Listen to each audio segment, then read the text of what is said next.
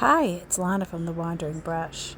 Thought I'd come back and talk about this Fingraspuro watercolor paper that I saw online and everyone raved about. And I figured I'd give it a go because I teach a lot and the cheap paper is cheap and the expensive paper is expensive, and I want my students to get the best experience. And since I saw these great reviews, I thought, well, let me give it a shot. It's 30 sheets for about, oh God, I have to look, maybe $17 on Amazon.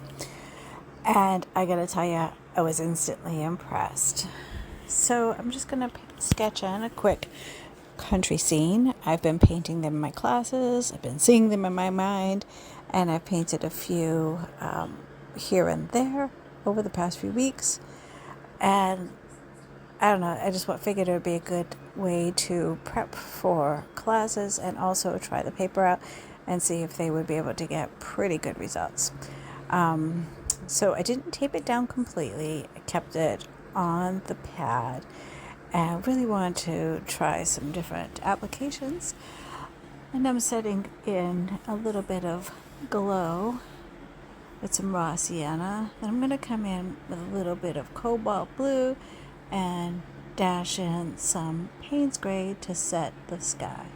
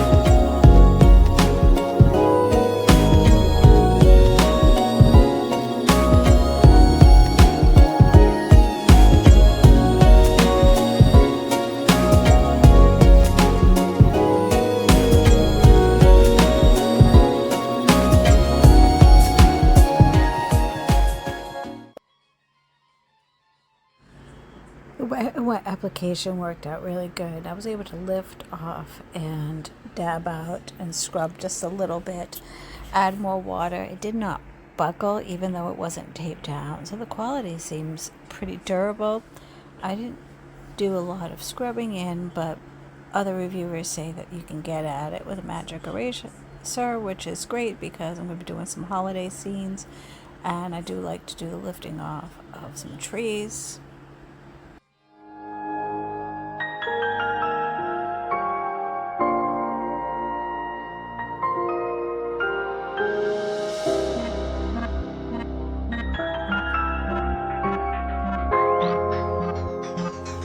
I start dry brushing and adding some really creamy raw sienna onto the dry part of the paper to establish the field. I was trying not to let glue too much, but it pretty much stood where it had to. My sky was very wet and pushed into it, which is expected. That's for me. The dry brush technique was great. It was cold press. I picked up some burnt sienna to create some shadows and to try to get a little bit of that leggy bleed that raw sienna does, but it pushes into something that's a little more opaque. It creates these little feathery marks that look organic, like trees or grasses.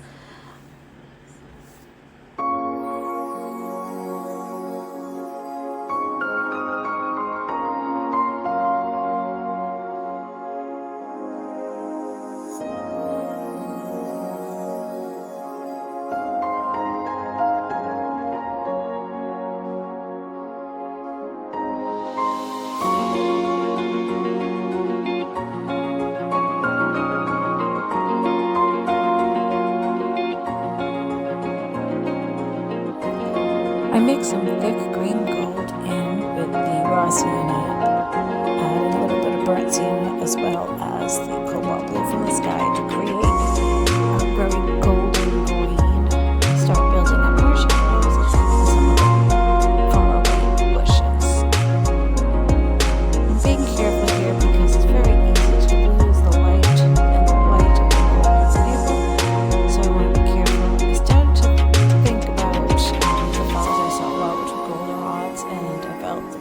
backroads down here would make a very nice, not so bold as my poppy one, type of composition. And that makes me better. The building, I just wanted to put a few shadows in, and later on I might ink it up. I haven't quite finished the building and the shadows, held it together well enough that you will see it. I did a little shadow work just to get it started.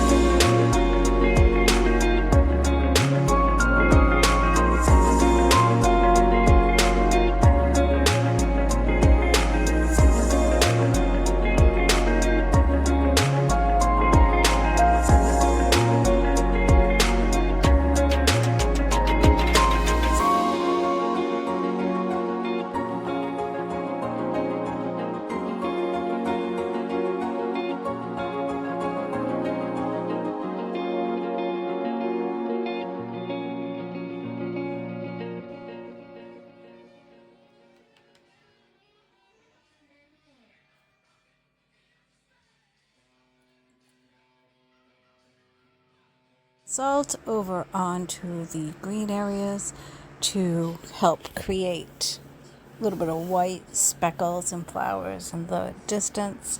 I put them in just a little too early. I will say the paper stayed wet longer than others that I've used. You can see up top of my test colors, they really did stay wet and it only pulled a little bit in the center, and I'm showing where it's pulling a little bit and being careful of that. So stretching will help that, and I think it's going to do really well in the class setting. Here I picked up some nice thick yellow and started dabbing in and flickering some goldenrod with suggestions of goldenrod in the foreground.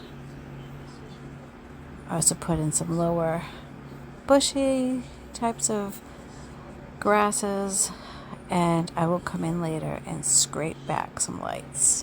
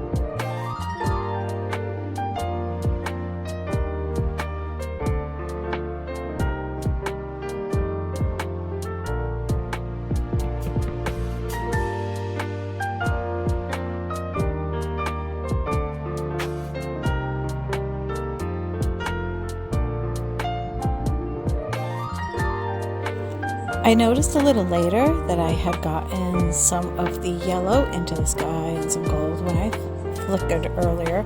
Didn't protect the sky that was on me. And rather than try to just turn them into birds, I thought, well, this is test paper. Let me see what happens when I wet it down and give it some lifting with paper towels. And they came right up, so I was really happy about that as well. I'm not finding too many negatives on this paper yet.